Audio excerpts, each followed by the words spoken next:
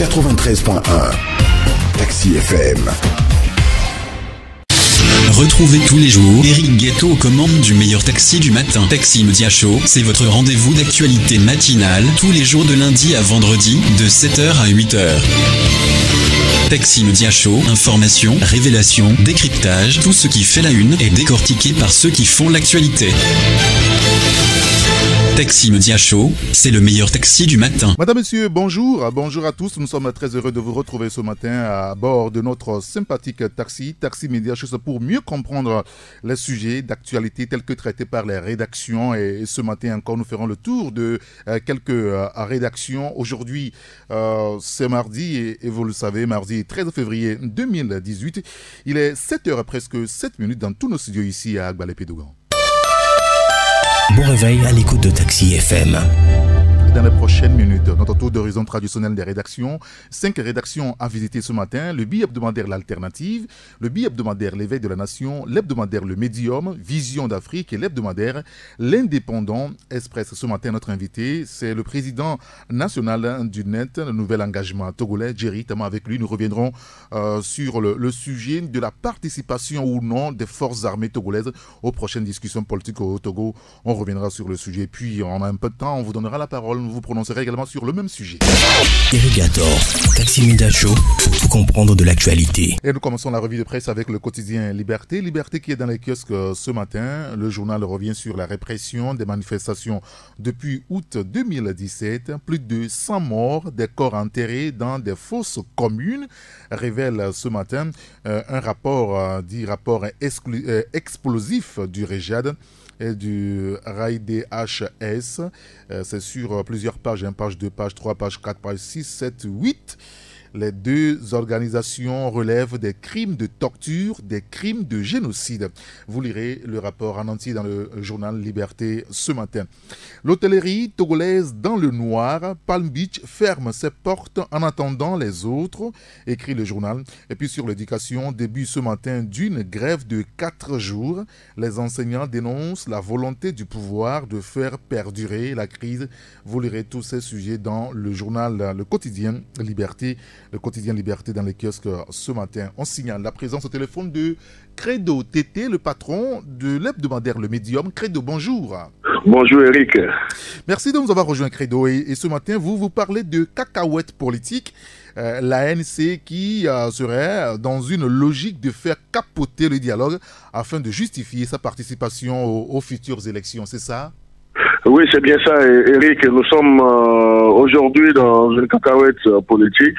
En ce sens que dans nos analyses, nous nous sommes dit si la politique est l'art de gouverner la cité, faire la politique au Togo rime avec subterfuge, un coup bas donné dans tous les sens, pourvu que les objectifs poursuivis soient atteints.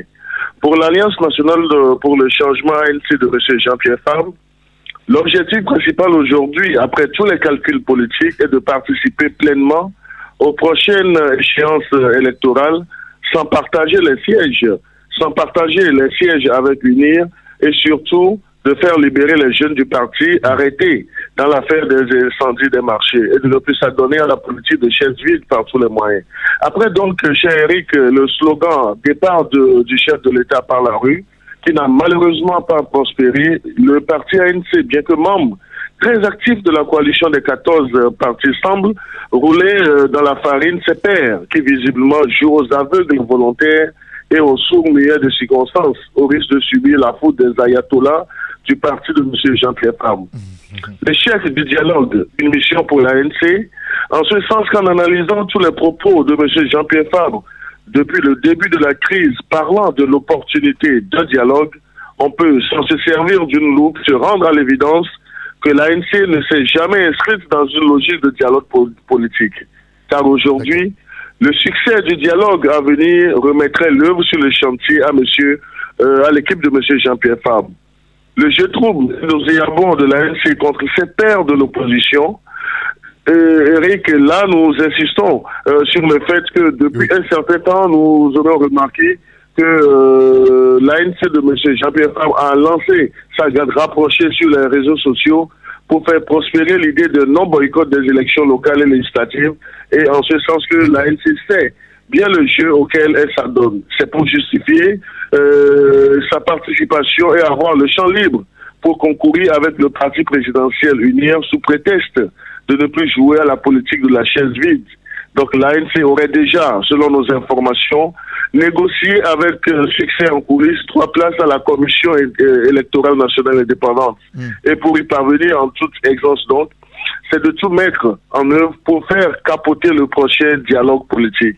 Un succès du dialogue remettrait tout le schéma de l'ANC à terre, d'où la nécessité d'empêcher Eric, les autres responsables de l'opposition non membres de la coalition d'y prendre part. On lira votre article dans le journal Le Médium dans les kiosques ce matin, et toujours par rapport à la politique et aux prochaines discussions, vous présentez ce matin le panorama des réactions de quelques leaders de partis. Oui, le dialogue tant attendu par la classe politique togolaise s'ouvrira, selon les informations, le jeudi 15 février, conformément aux vœux des facilitateurs. Si la position de la coalition des 14 partis de l'opposition qui manifestent depuis août 2017 et celle du gouvernement connu, d'autres formations politiques se sont aussi prononcées sur ces pourparlers togolais, notamment l'UFC, OBU et le NET. L'UFC lance un appel solennel à tous les acteurs politiques togolais afin qu'ils fassent preuve de courage pour réaliser une entente politique historique dont l'enjeu est une nation togolaise réconciliée et tournée vers des tâches de réduction de la misère, de la pauvreté et du développement économique, lit-on dans le communiqué de l'UFC. Pour M. Agbeome Kodjo, le prochain dialogue est d'une importance capitale. Et en ce sens, il a appelé la classe politique à faire preuve de sagesse. Lui aussi a insisté sur le caractère inclusif du dialogue, en disant, je cite, « Vous ne pouvez pas réduire les problèmes nationaux à la convocation de 2 camps. Le camp des marcheurs et le camp de ceux qui sont au pouvoir », a indiqué le président du parti OBU dans son communiqué. Même son de cloche au parti, le net de M. Djeri Taman, l'ancien officier de l'armée togolaise, qui estime que personne ne doit être laissé pour compte. Il dit, je cite, « Le dialogue peut être mené par tout parti de l'opposition.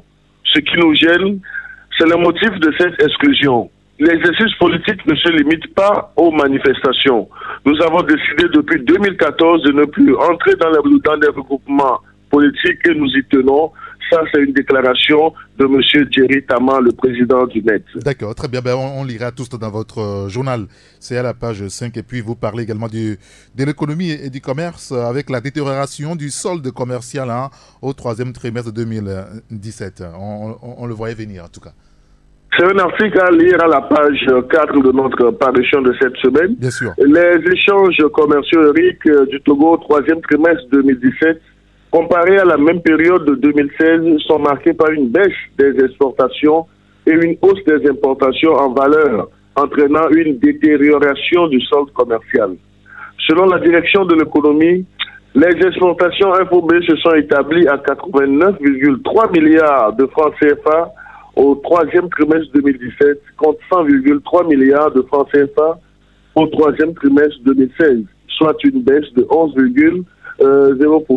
Le poids des exportations est de 593 428,5 tonnes contre 744 311,2 tonnes un an plus tôt. Au 3e trimestre 2017, Eric, oui. Les ciments non pulvérisés dits clinker sont le premier produit d'exportation du Togo avec une valeur de 11,6 milliards de francs CFA, soit 13,0% de la valeur totale des exportations. Parfait, très bien, c'est noté.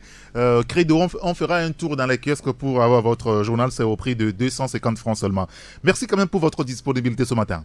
Merci Eric, bonne journée, surtout bonne fête de la Saint-Valentin aux amoureux, aux couples, aux gens mariés, parce qu'il faut le dire également, la Saint-Valentin ce n'est pas la fête des commerçants et nous y avons consacré dans cette parution un article à la page 2 de notre journal.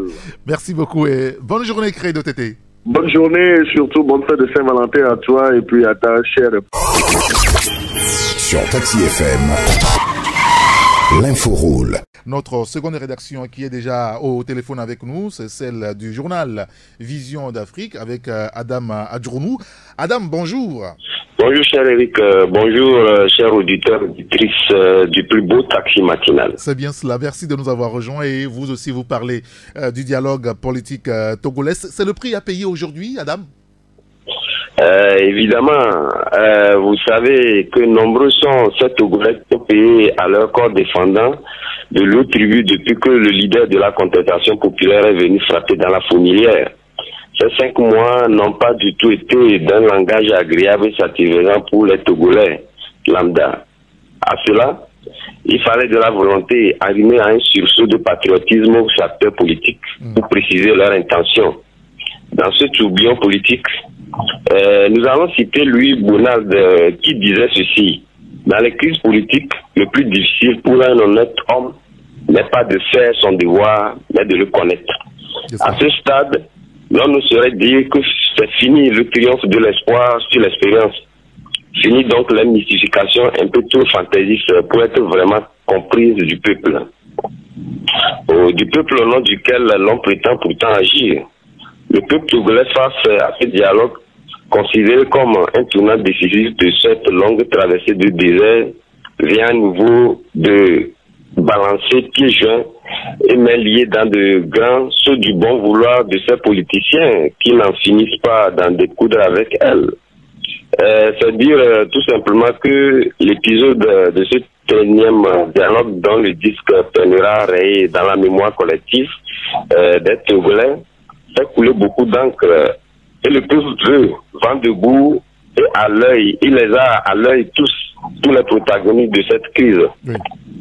Heureusement qu'il y a une lueur d'espoir qui profile à l'horizon en ce qui concerne l'opposition dont on a l'habitude d'indexer, à tort ou à raison, comme jouant le mauvais rôle, ou passant presque de la gauche vers la droite. Aujourd'hui, cette longue crise qui a peiné à trouver donc une sortie favorable les a permis de cohabiter et de se connaître davantage et surtout d'acter leurs revendications dans un seul et même bref, une plateforme revendicative est attractif de cette opposition-là qui, à en croire des sources proches d'eux, parleront du même voix, n'en serait-ce que pour ce dialogue-là.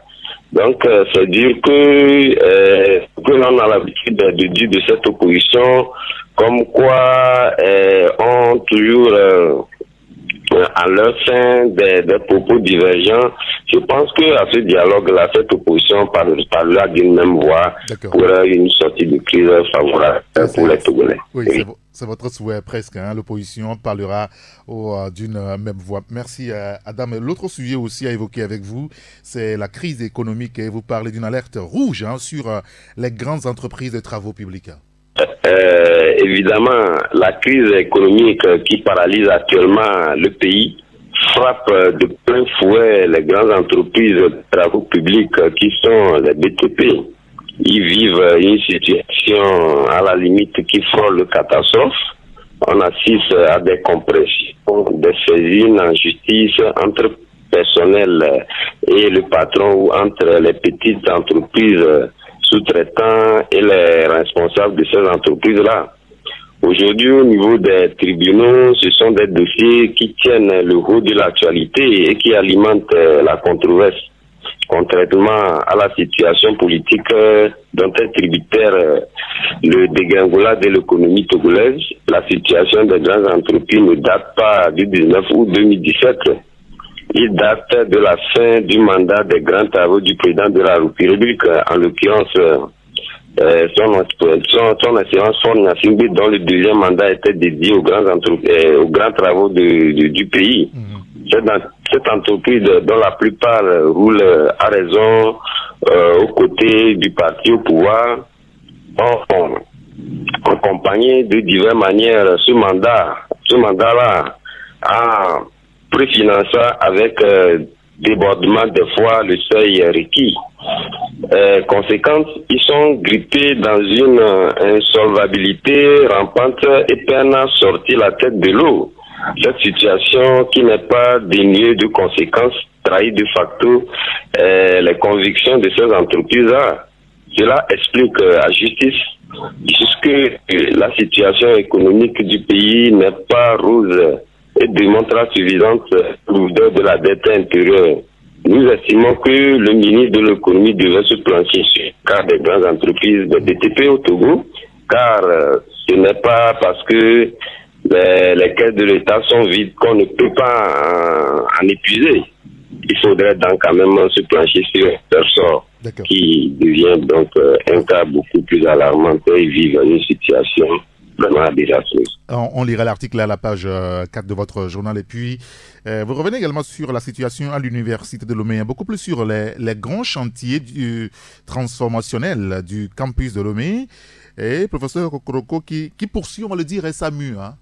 Évidemment, cher Eric. Lors de sa sortie médiatique il n'y a pas longtemps, où il livrait son regard sur les dernières actualités sur le campus, le professeur de Kokoroko qui disait que malgré ces mécontentements que l'on assiste ces derniers temps sur le campus universitaire, en pleine responsabilité, le président signifiait qu'en aucun cas cette situation ne trahit pas ni sa conviction ni son engagement sur le niveau universitaire. Contrairement aux avis dissonants, l'homme s'est montré plutôt serein, montrant suffisance un sursaut de patriotisme de sa part. C'est un signe qu'il a de l'envie, de la conviction, de la volonté qui incarne ce renouveau. Au panthéon de cet engagement figure en bonne place l'inauguration du centre d'analyse et de mesure flambant neuf pour la faculté de sciences. Cette initiative s'inscrit dans la droite ligne des grands chantiers transformationnels du campus de Lomé. Il va permettre non seulement d'accroître les recherches scientifiques, mais aussi d'échanger sur les progrès technologiques. Il sera aussi profitable aussi pour les enseignants-chercheurs. Le coût de ce joyau est évalué à 20,5 milliards. Tous ces efforts transversaux répondent à un vœu cher au professeur Kokoroko qui demande aux étudiants de travailler à leur réussite universitaire afin d'améliorer le ranking de l'université de Lomé au niveau sous-régional, régional et mondial, pourquoi pas. Oui. Donc, c'est un peu l'engagement du professeur Kokoroko, ce dernier temps qui continue donc par faire donc du campus ce qu'il pense ce renouveau donc transformationnel dont on assiste. D'accord, très bien. Bah, écoutez, on a compris, on lira l'article à la page 7 de votre journal Vision d'Afrique. Adam Adjonou, merci beaucoup pour votre disponibilité. Merci cher Eric et bonne émission. Bonne journée à vous. Taxi FM, la seule radio d'information continue.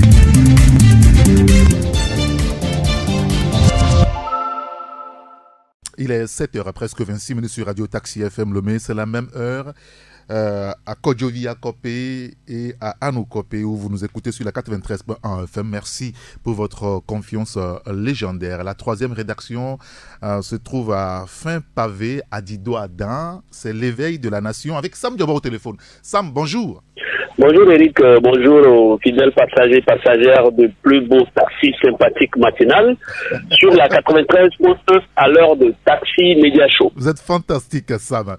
Alors ce matin, vous parlez de la crise au Togo, beaucoup plus sa sortie. Seul gage de réussite du dialogue intertogolais, inclusif sur la forme, concession et consensus pour la leitmotiv et réforme pour finalité, Sam. Oui, Eric, c'est les trois vertus cardinales que nous avons estimées qui peuvent guider les acteurs qui vont se rendre au dialogue qui va s'ouvrir logiquement pour les préparatifs le 15 février prochain. Oui. Alors, nous avons estimé que les acteurs, ils ont suffisamment tiré sur la corde, ils se sont suffisamment jeté la responsabilité.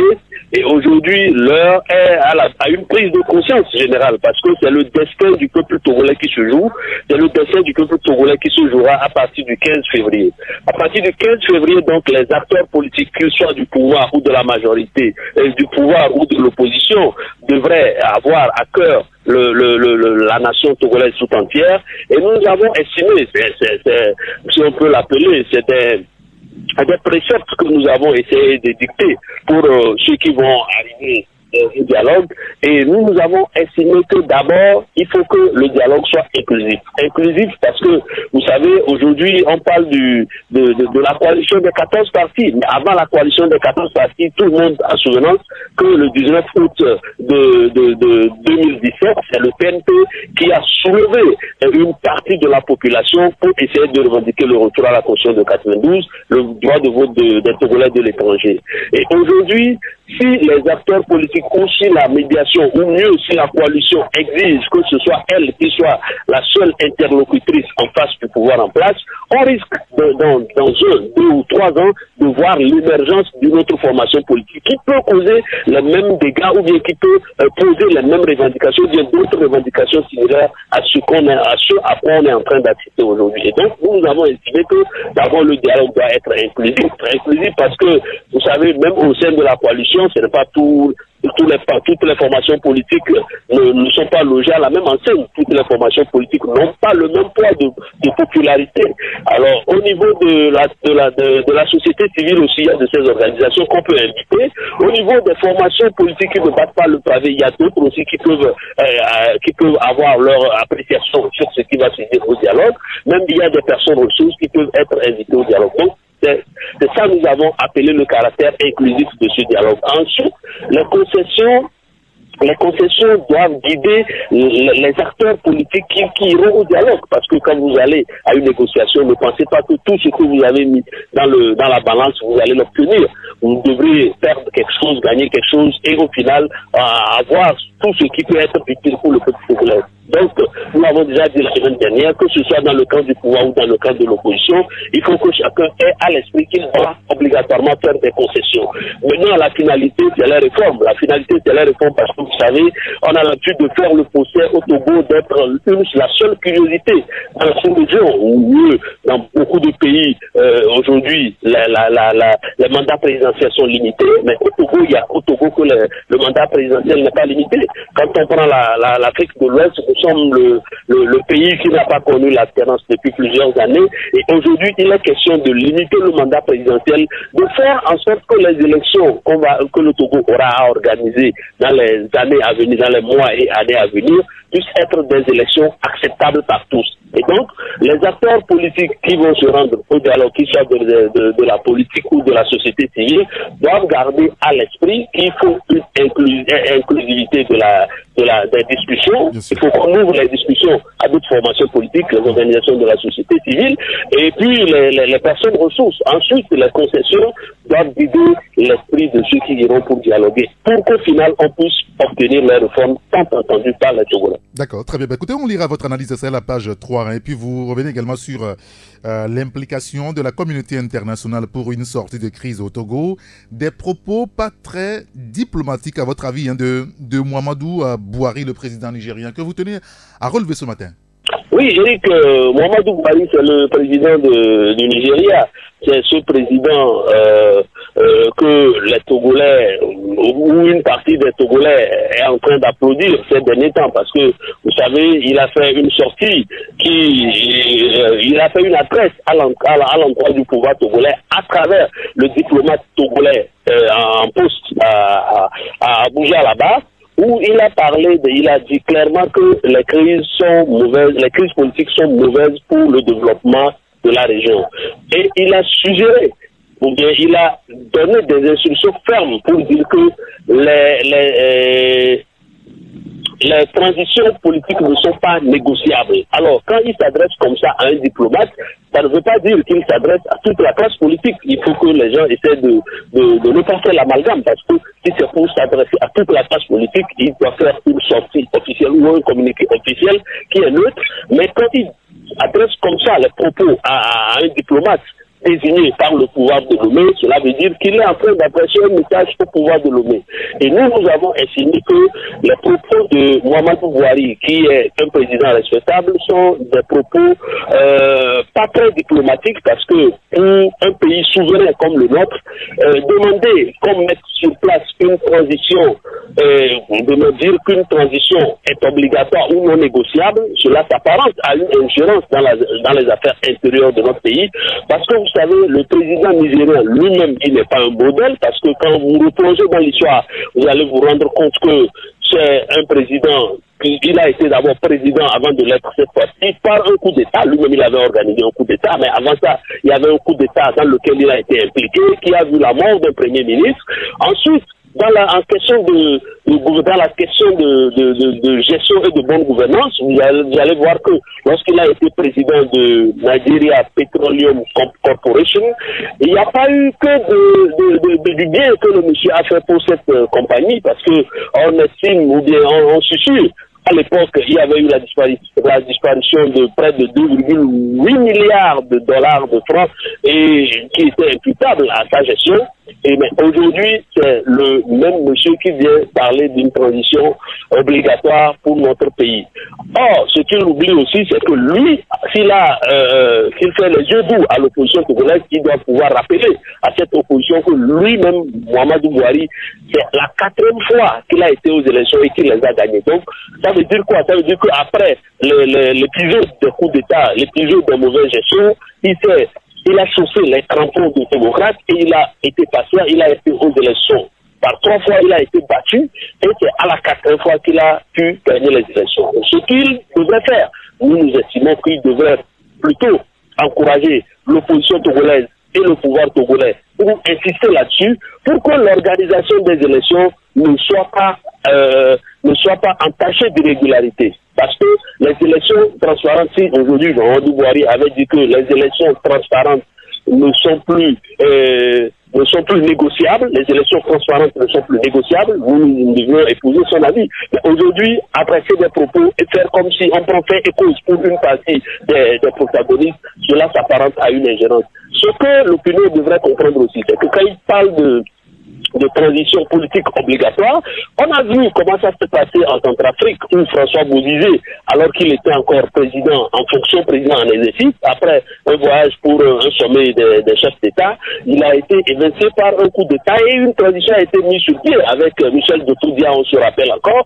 Et Michel Dotodia, vous avez vu comment la transition s'est passée là-bas. Michel Dotodia, il faisait partie des Télécas. Après, c'est Bozizé qui a monté un autre coup qu'on appelle d'autres groupes qu'on appelle les Anti-Balaka. Et nous avons vu dans quoi la Centrafrique a basculé. Aujourd'hui, Ford est en train d'exercer tranquillement son mandat, qui est en cours, il est pratiquement à mi-mandat, que l'opinion internationale ou l'opinion nationale exige de la part du pouvoir en place des meilleures conditions d'élection et si tant est que un camp est plus populaire que l'autre, à l'issue des élections, les Togolais auront les résultats. D'accord, très bien, Sam, on a compris. Hein. On lira votre analyse dans le journal, c'est à la page 4. Et puis, juste un mot sur le tournoi du 5 février. On en a parlé hier avec les confrères, mais vous, ce matin, vous évoquez ce réseau-là, hein, Diaspora Force de Développement, qui fait du foot un vecteur de paix.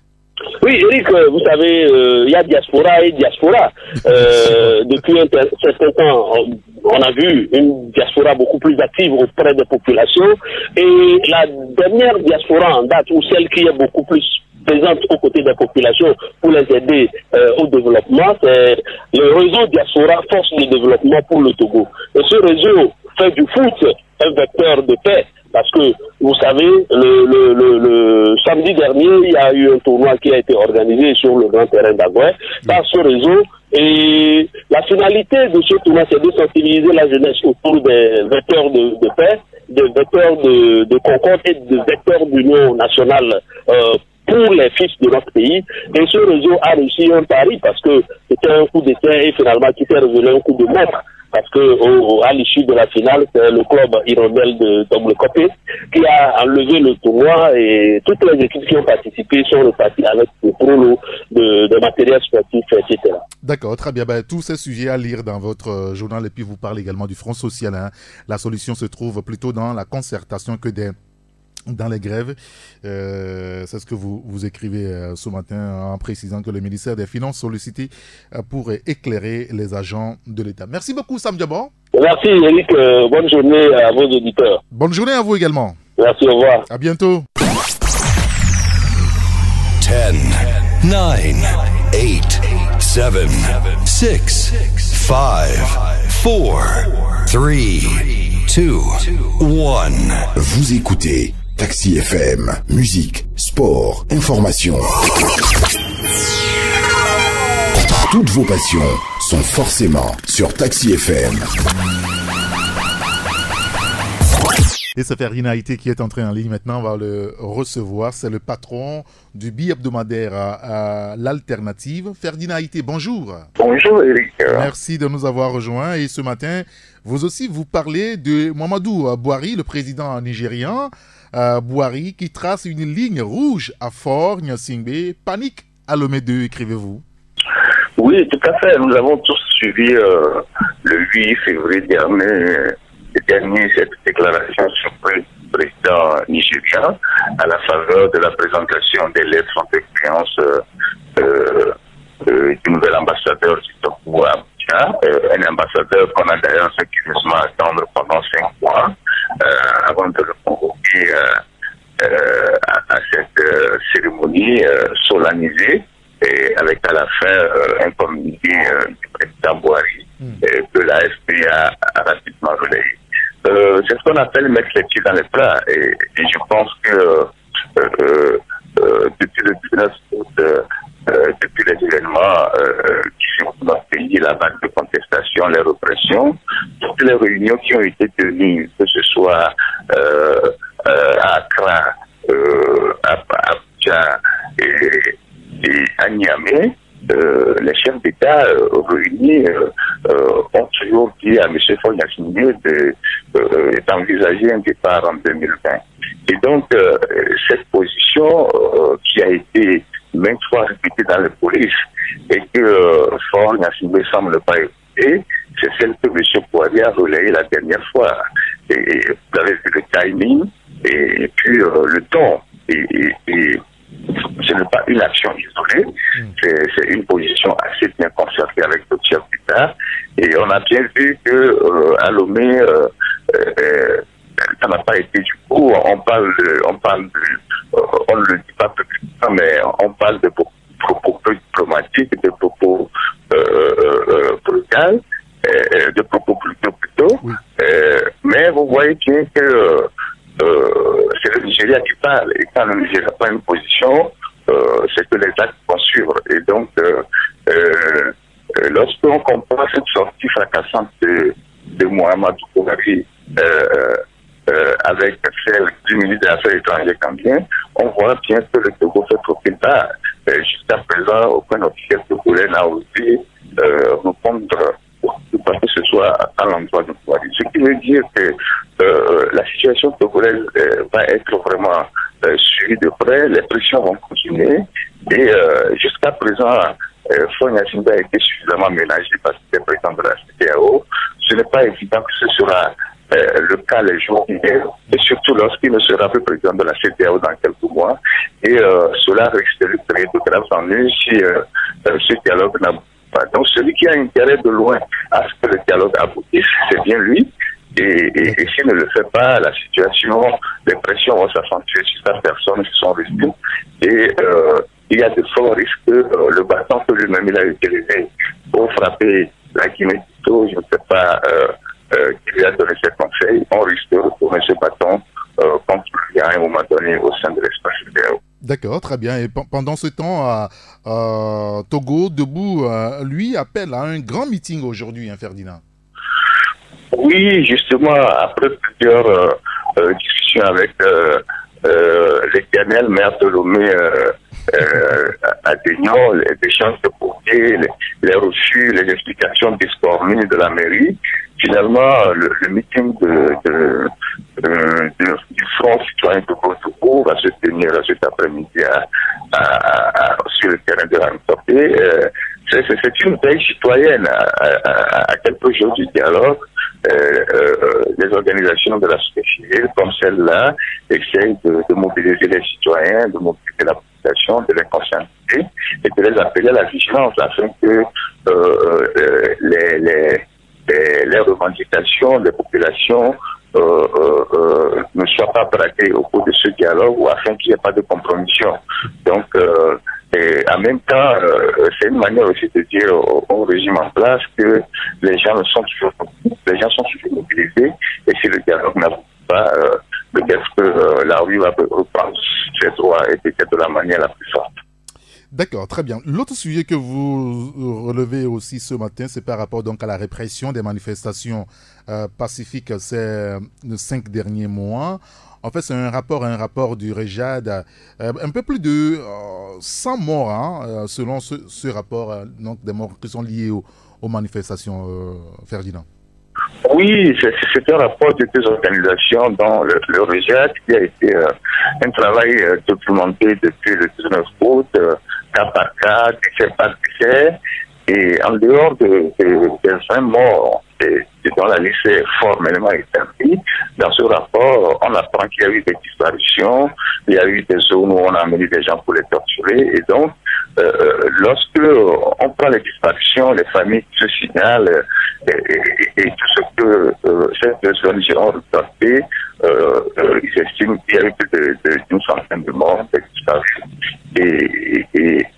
Et ce rapport démontre les cas de la barbarie qui règne dans ce pays depuis le 19 août et les cas d'impunité et la question de l'impunité des responsables de ces barbaries relancées, surtout que après 2005, de voir tous les engagements de ne plus répéter les mêmes bêtises. Donc, c'est un rapport qui est assez intéressant sur le plan de la documentation, même s'il y a eu quelques petites imprécisions, mais c'est un rapport assez intéressant, documenté sur tout ce qui s'est passé depuis le 19 août.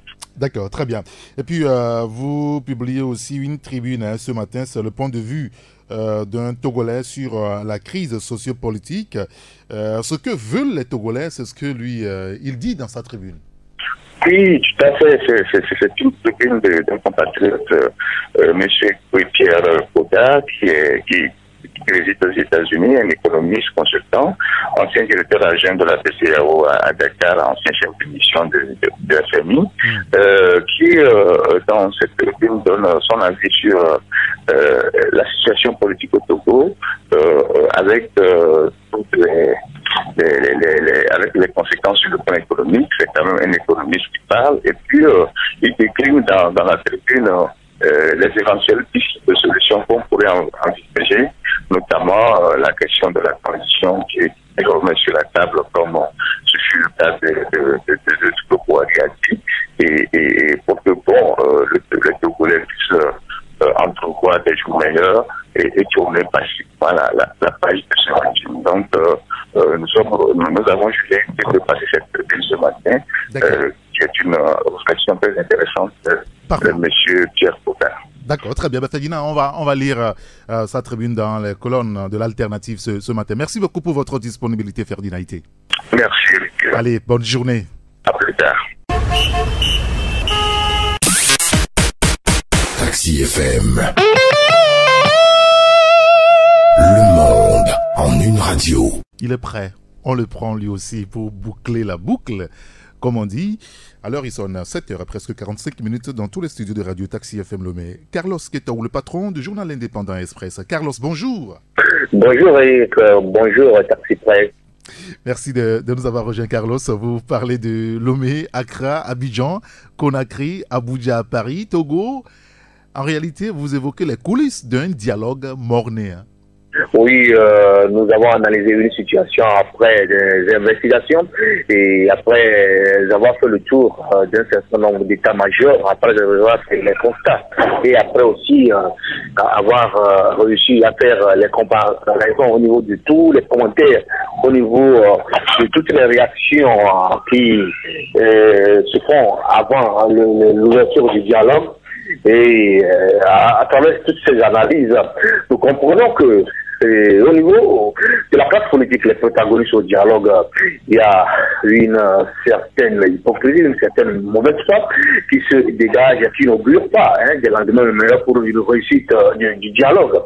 Parce que du côté de l'opposition, la plupart des personnes que nous avons réussi à contacter parlent véritablement des conditions qui ne sont pas réunies du côté du pouvoir, parce que si aujourd'hui le pouvoir ne lâche pas prise, ne fait pas des concessions qui puissent permettre véritablement de s'engager dans une logique de transition politique, dans une logique d'alternance, ou encore dans une logique d'engagement du chef de l'État, et à ne plus se présenter en 2020, alors ce serait une nouvelle balade au niveau de ce dialogue. Du côté du pouvoir également, on pense que l'opposition devait faire un certain nombre de revendications, de velléités à faire engager le président de la Première Assemblée à ne plus se présenter en 2020. Donc, sur ces différentes questions qui chopent, on a l'impression que chacun, au niveau des acteurs politiques de l'opposition ou du pouvoir, sait bel et bien que les positions sont tranchées.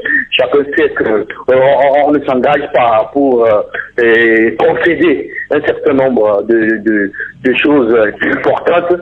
Alors, on va faire le tour et on pense que le dialogue va échouer et que c'est un dialogue mort mais qui est en train de s'organiser.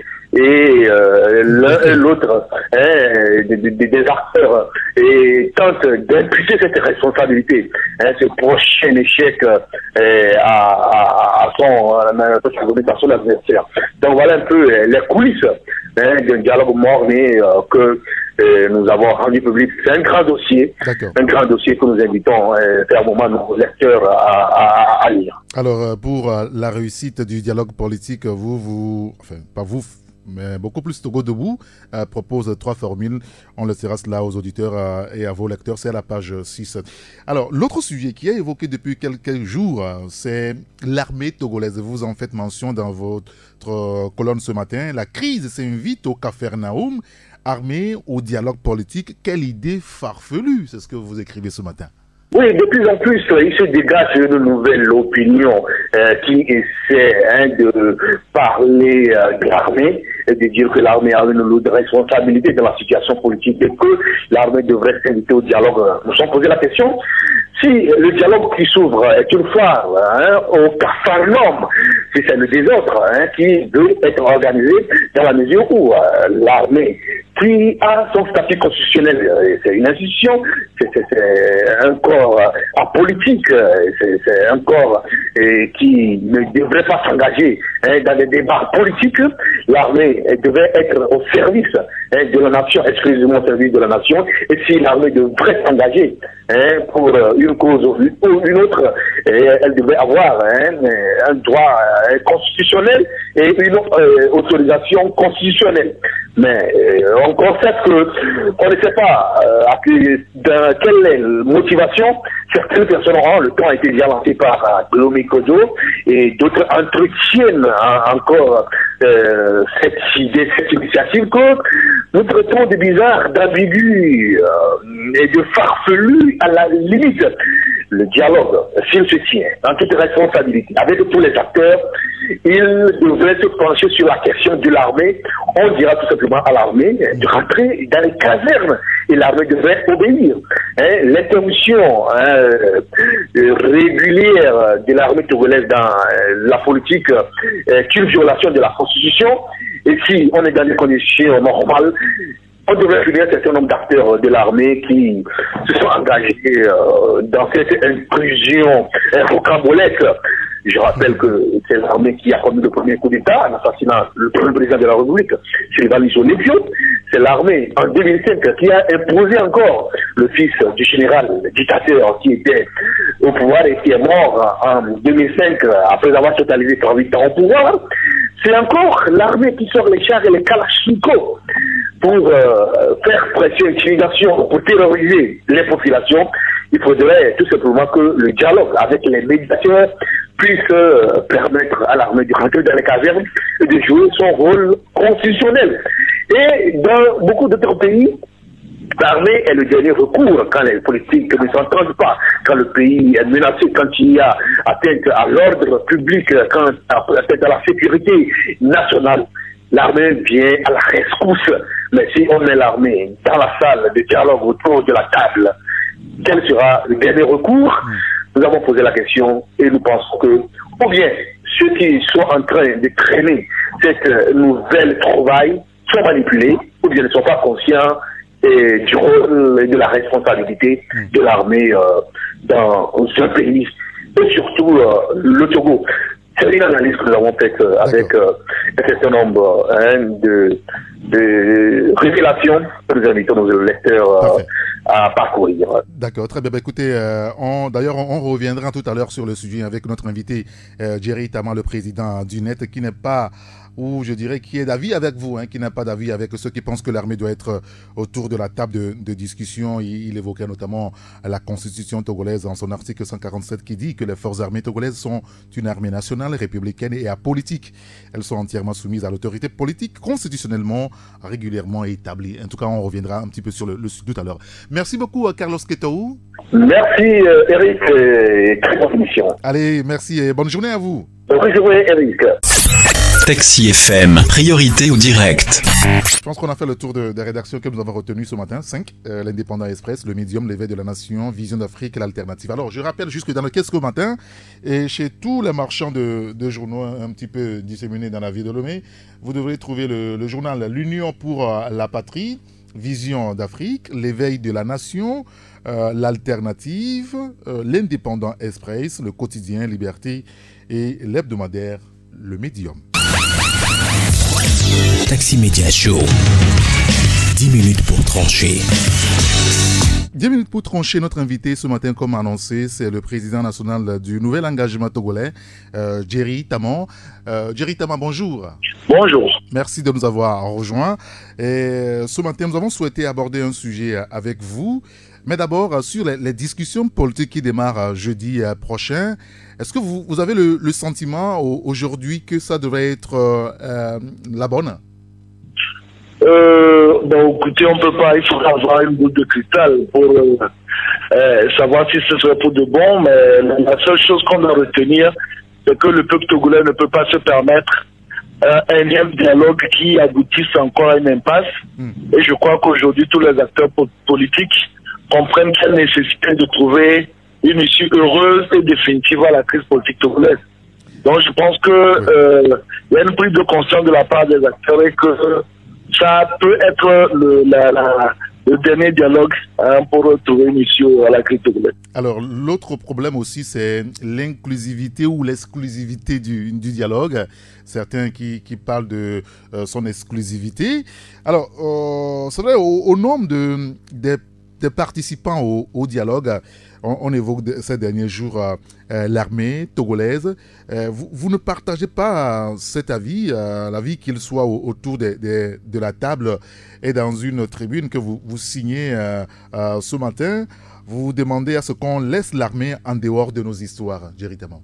Non, mais pour une raison très simple, c'est que l'armée, comme la fonction publique, comme d'autres composants de notre administration, est entièrement assujettie au pouvoir politique. Nous avons une armée qui est assujettie au pouvoir de l'exécutif, d'une part au niveau du gouvernement, surtout qui respecte les ordres fournis par le chef suprême des armées.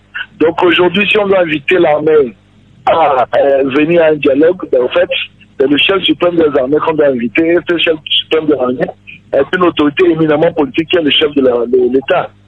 L'armée ne fait qu'exécuter les ordres reçus par le chef suprême des armées. Donc pourquoi est-ce que vous allez demander à une entité de venir alors qu'en venant, elle prendra les ordres du chef suprême des armées et ne s'autorisera de parler que avec l'autorisation du chef suprême des armées. Alors on peut au moins la consulter, cette armée? Non, je crois qu'en fonction des sujets qui peuvent être débattus, on peut, comme lors de tout débat ou de tout parler, on peut éventuellement appeler certaines personnes pour avoir un éclairage sur peut-être le fonctionnement. La chaîne de commandement, par exemple, on peut se poser des questions sur la chaîne de commandement et donc de façon ponctuelle appeler certains composants de l'armée pour venir donner un éclairage. Mais la faire partir dans un dialogue comme le nôtre, comme un des éléments constitutifs du dialogue, en réalité, vous allez faire venir dans la salle des gens qui vont être restés mieux comme des cartes, sauf à recevoir des directives avant de parler. Donc, oui, appeler pour donner des éclairages, mais non comme élément constitutif d'un dialogue. qui reste éminemment politique. D'accord, très bien. On a compris. Alors, j'évoquerai tout à l'heure l'exclusivité ou l'inclusivité des discussions politiques. Quelle est la position aujourd'hui du nouvel engagement togolais, votre parti politique? Est-ce que le net sera au dialogue? Bon, écoutez, nous, sur le principe, peu importe les gens qui vont discuter, parce que quand on connaît aujourd'hui la grande classe de l'opposition togolaise, à la coalition 14 des 14 partis, ou bien hors de la coalition des 14 partis, n'en déplaise à ceux qui pensent que l'opposition togolaise se résume uniquement aux 14 partis, mais c'est l'ensemble de ces partis politiques dans ce qui est bien pour le pays, parce que beaucoup ont participé à des consultations électorales, beaucoup ont été dans les regroupements politiques, CAP 2015, Arc-en-Ciel, beaucoup de formations d'ailleurs, qui sont aujourd'hui hors de la coalition de 14 partis, ont fait partie de ce qu'on nous a appelé le conclave.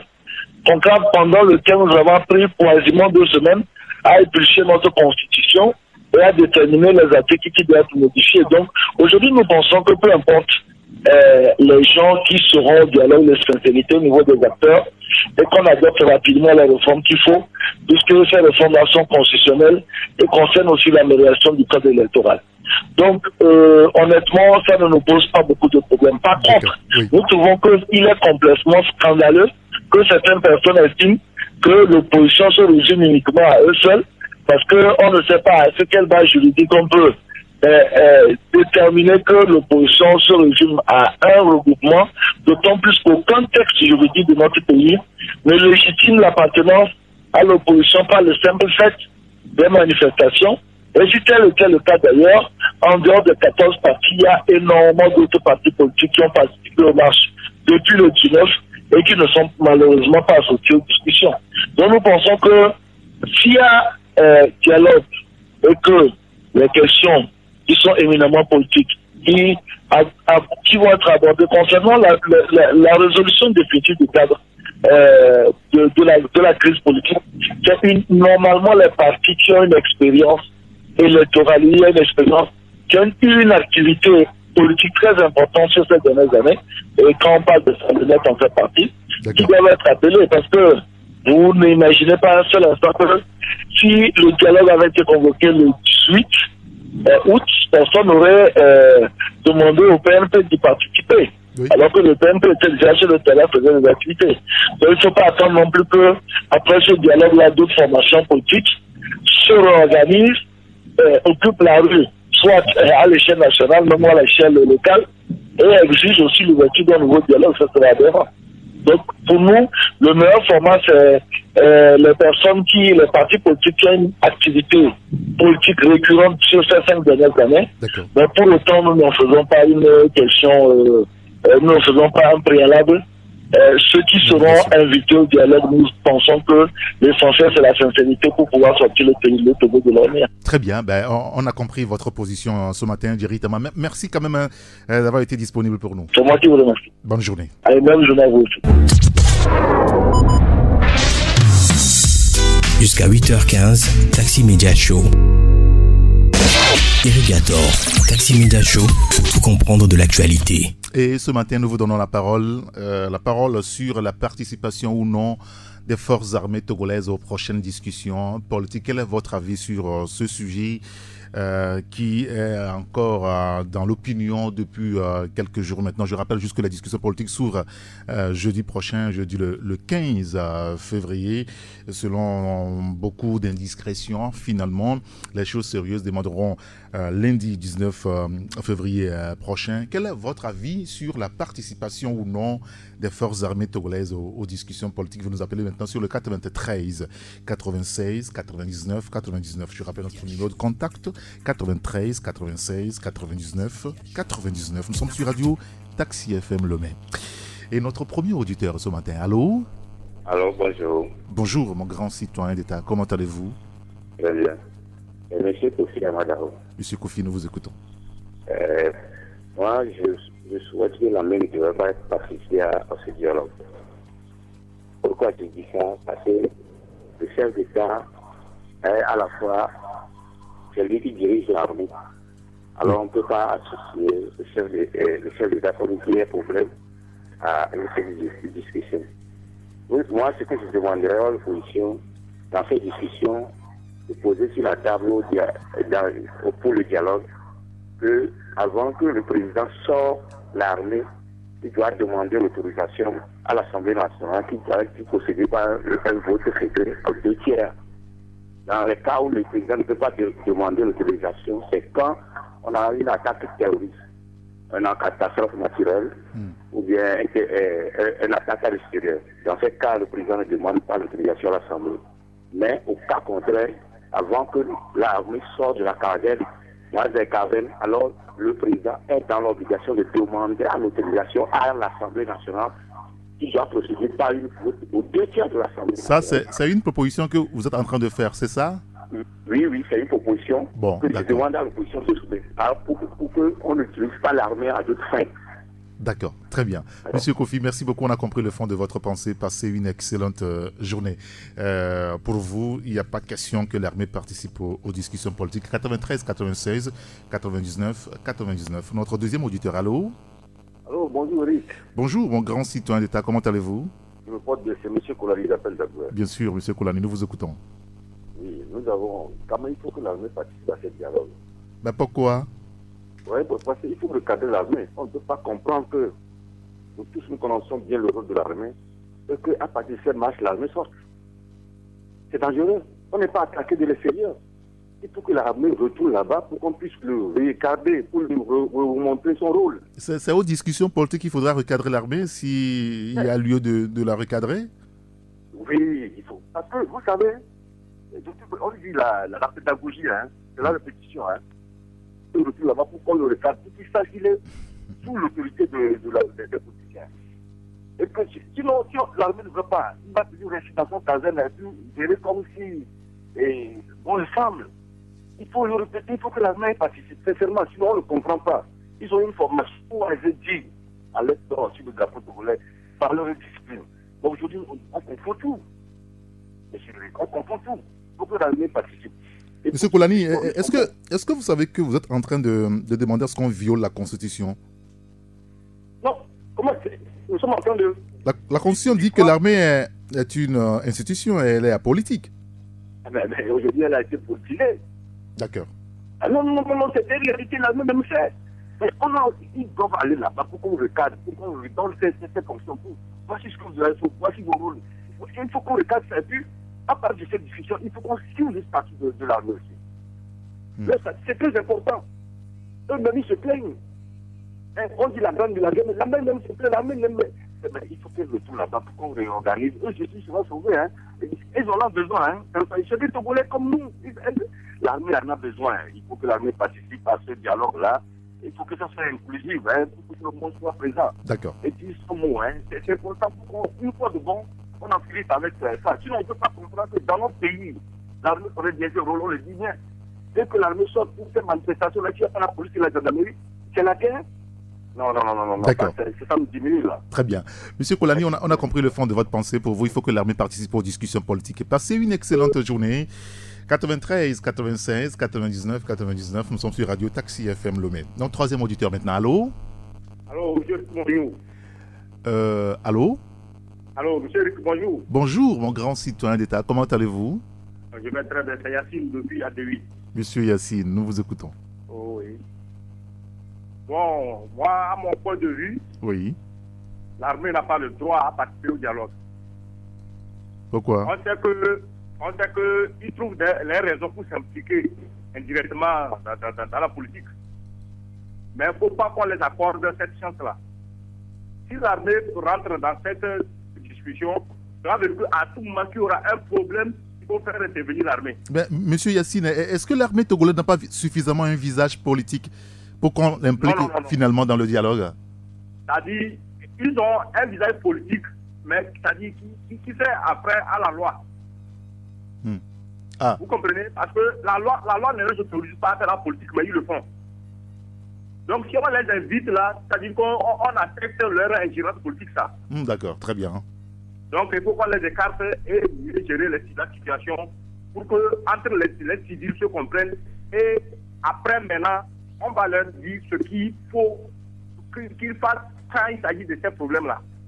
D'accord. Très bien. Les ingérer là, ça serait encore un problème qui serait répétitif à tout moment. Parfait, très bien. Yacine, on a compris. Merci quand même de nous avoir appelé. Passez une excellente journée. 93, 96, 99, 99. Nous sommes sur Taxi FM Le Mai. Le 4e auditeur maintenant. Allô? Allô, bonjour, c'est M. Komlavi. Monsieur Komlavi, comment allez-vous? Je vais bien. Nous vous écoutons. Oui, je pense que l'armée, jusqu'à ce jour, est apolitique. Il est pour l'intégrité territoriale. Donc, dire que l'armée n'a qu'à aller à ce dialogue vraiment contradictoire. Et je pense que lorsque les gens disent que l'armée a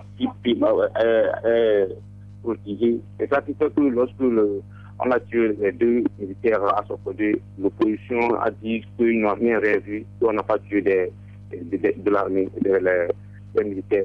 Parce qu'on croit qu'ils sont d'un bord et donc on les a livrés à leurs militants et on les a lynchés. Là, je pense qu'il faut éviter ces propos. L'armée jusqu'alors est apolitique et protège tout le monde.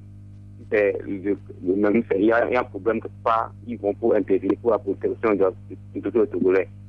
Je suis étonné d'avoir que des gens appellent pour dire que l'armée soit invitée à cette table de négociation. Oui, monsieur Komlavi, c'est leur avis. C'est pour ça que nous vous donnons la parole. Chacun exprime son point de vue. Oui, excusez-moi, mais les personnes disent qu'on n'a qu'à laisser les gens qui ont marché seulement aller face au pouvoir. On refuse au parti politique toute position d'y participer parce qu'ils n'ont pas marché.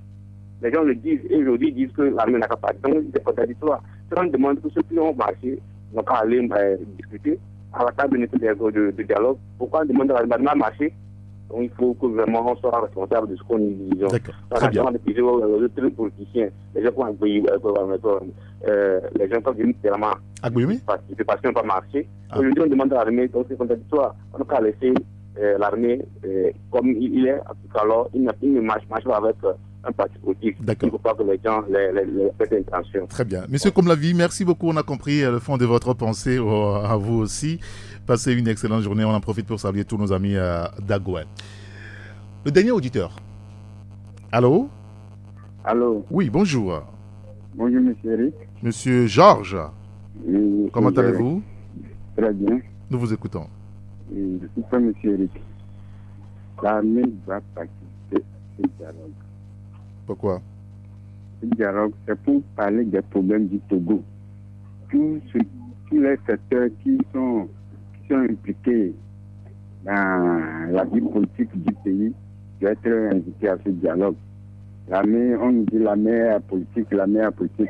Aujourd'hui, on doit amener l'armée à cette table de discussion pour lui dire exactement son rôle dans un pays.